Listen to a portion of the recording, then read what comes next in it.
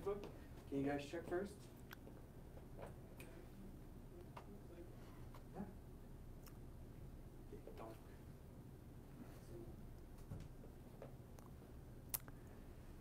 Parfait. Bonjour tout le monde et bienvenue à notre première assemblée publique virtuelle. C'est la première fois et je tiens à vous dire que ça ne sera pas la dernière. On va procéder vraiment de façon logique. Ça va être mon équipe qui va me lire vos questions et je vais y répondre. Je vais essayer de... le but, c'est de répondre à au plus de questions possible. Donc, mes réponses vont être assez courtes. Et on va avoir une discussion comme ça pendant à peu près 20-25 minutes. Et après ça, je vais faire la rencontre en anglais. So after that presentation, it will be a presentation also in English, and I will answer your questions in English in half an hour from now. Merci à vous tous et bienvenue, des gens du Québec et de partout au Canada. Le sujet principal de notre rencontre aujourd'hui porte sur le scandale de SNC-Lavalin. Je veux répondre à vos questions par rapport à ça, mais aussi je veux vous parler de l'origine de ce scandale-là, parce qu'il n'y a pas beaucoup de gens qui en parlent. On entend dire les libéraux, M. Trudeau dit qu'il voulait sauver 9000 emplois au Québec. Premièrement, c'est faux. SNC-Lavalin n'a pas 9000 emplois au Québec, c'est à peu près 3400 emplois. 9000 emplois au Canada, mais pas 9000 au Québec. Les libéraux prétendaient vouloir avoir une entente spéciale avec SNC-Lavalin et disent encore que c'est dans le but de sauver des emplois. Mais rien ne dit que ces emplois-là étaient à risque, puisque SNC-Lavalin, comme on l'a appris dans les journaux il y a quelques jours, vont quand même pouvoir bénéficier de contrats du gouvernement fédéral, contrats surtout d'infrastructure, et c'est les contrats les plus alléchants et profitables pour SNC-Lavalin. Donc, rien ne nous dit que ces 3400 emplois à peu près sont à risque à Québec. La vraie raison, c'est le fait que le Parti libéral et M. Trudeau veut rester au pouvoir et veut acheter des votes au Québec et aussi plaire à ses amis de SNC-Lavalin. Il faut bien dire et se rappeler que des gens de SNC-Lavalin ont donné illégalement à la caisse de Justin Trudeau il y a déjà quelques années de ça. Et là, bien, les politiciens voulaient s'assurer de plaire à SNC-Lavalin pour avoir des votes au Québec. On sait que SNC-Lavalin est une compagnie importante au Québec qui est bien renommée. Et donc, elle était bien renommée avant tous ces scandales. Et donc, ils voulaient plaire à leurs amis, à leurs copains et à cette entreprise-là dans le but d'avoir plus de sièges au Québec. Vous savez que les libéraux ont 40 sièges au Québec actuellement. Il y a une possibilité de gain de sièges pour les libéraux au Québec. Et c'est pour ça qu'on a un scandale actuellement. Et l'origine de ce scandale-là, c'est le copinage entre les politiciens et les grandes corporations et leurs amis. C'est le fait qu'on a un gros gouvernement à Ottawa, interventionniste, qui intervient dans l'économie, qui donne des subventions aux entreprises, qui donne des privilèges aux entreprises, qui choisit les entreprises gagnantes et les entreprises perdantes de par ses subventions, de par ses contrats, de par sa réglementation et ses ententes spéciales que le gouvernement fait avec ces entreprises-là.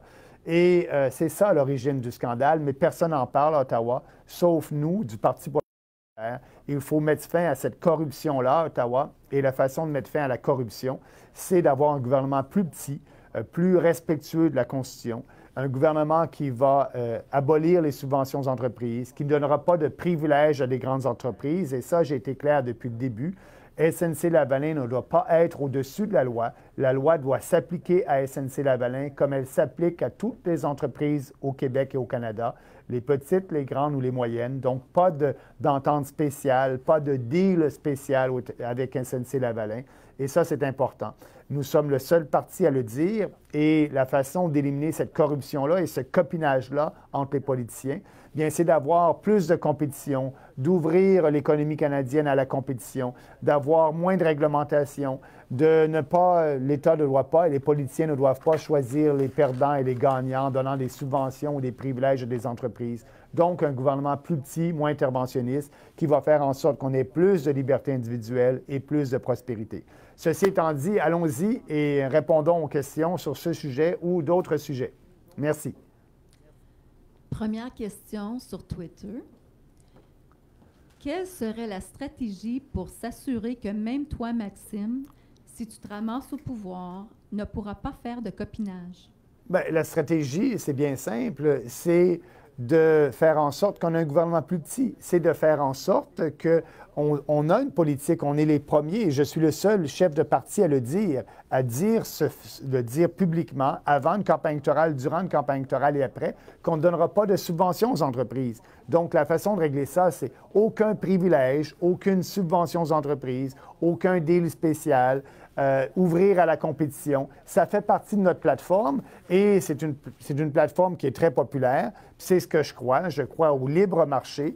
Et vous voyez, je suis le seul politicien que les gens de SNC-Lavalin ne sont pas venus rencontrer pour faire du lobby. Parce que ma position et la position du parti, elle est forte et elle est ferme là-dessus. Aucun privilège aux grandes entreprises, aucun privilège aussi aux entreprises du cartel du lait, du poulet et des œufs. SNC-Lavalin n'a pas pris 2 minutes à appeler mon bureau pour me rencontrer parce qu'ils savent la position de principe qu'on a. Et ça, c'est la différence entre moi et les autres politiciens. Avoir des positions de principe, y tenir. Et moi, je me demande quel genre de deal que M. Scheer a fait avec SNC-Lavalin, puisqu'il les a rencontrés, lui. Et qu'est-ce qui s'est dit entre les murs, entre les 4 murs du bureau de M. Scheer, je ne sais pas. Mais en ce qui me concerne, ces grandes entreprises-là le savent qu'on est sérieux et n'ont pas osé demander une rencontre. Et s'ils l'avaient fait, comme vous savez, bien, j'aurais refusé. Pourquoi n'étiez-vous pas présent lors de la présentation de Gérald Botts au comité de la Chambre? J'ai suivi le comité, les délibérations du comité. J'ai suivi ça à la télévision, comme vous savez. Et l'important pour moi, c'est d'être bien informé.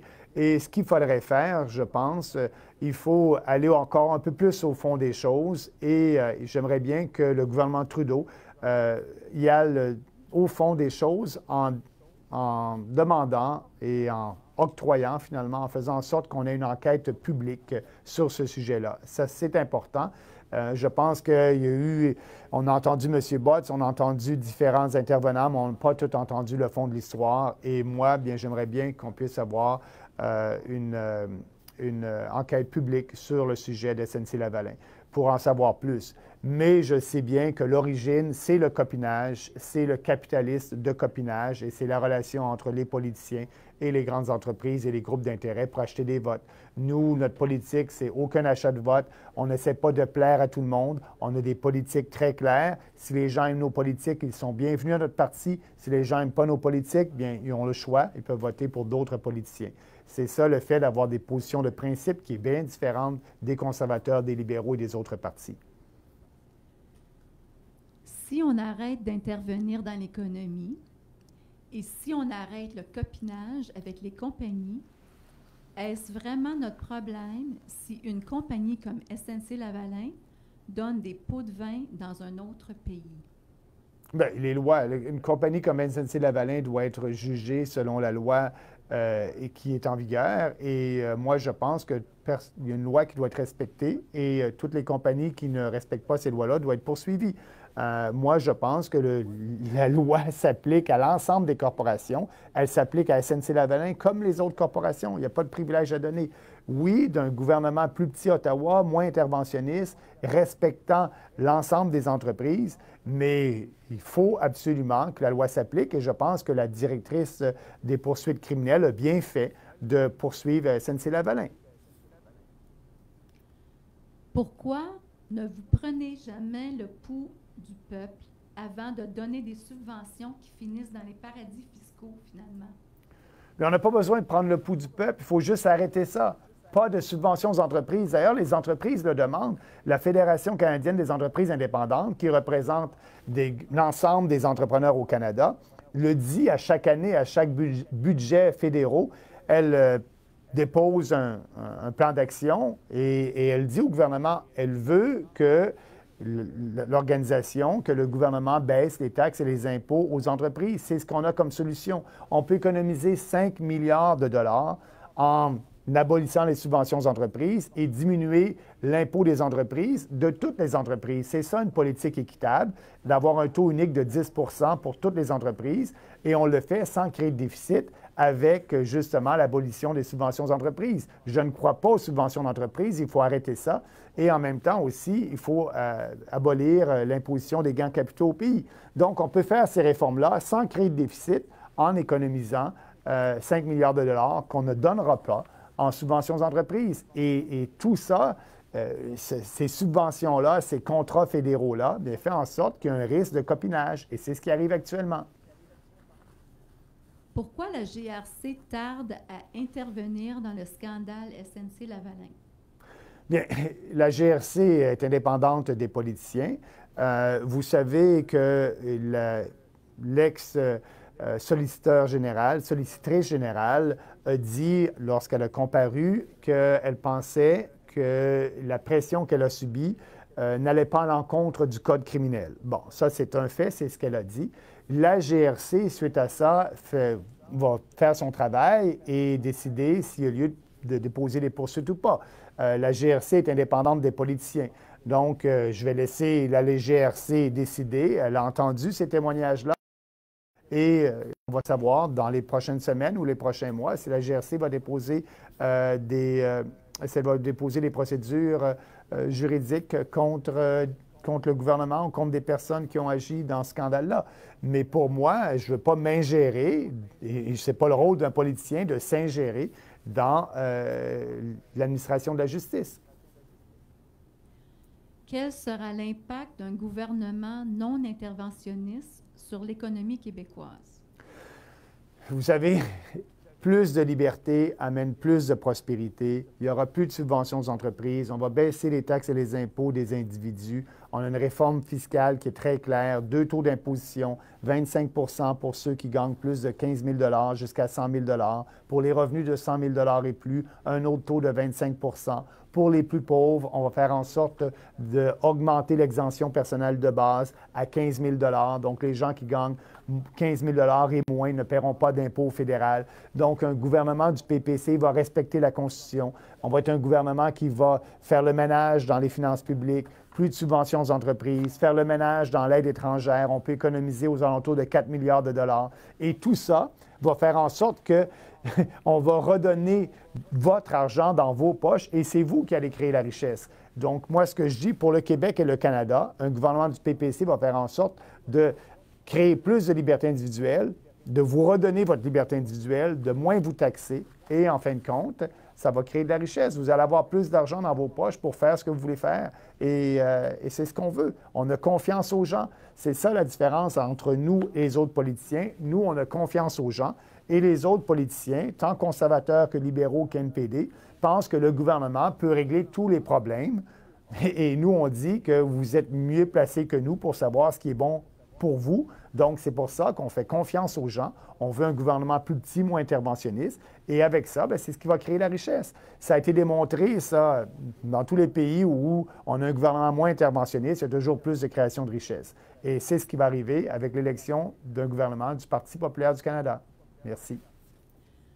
L'OCDE annonce qu'elle surveille le scandale de SNC-Lavalin, ce qui soulève la perspective que le Canada a violé l'accord international anticorruption.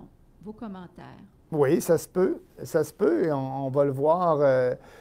Là, ce que moi, je n'ai pas analysé ça en détail, mais on va voir qu'est-ce qui va arriver. Je suis bien content que l'OCDE fasse une analyse de cette situation-là.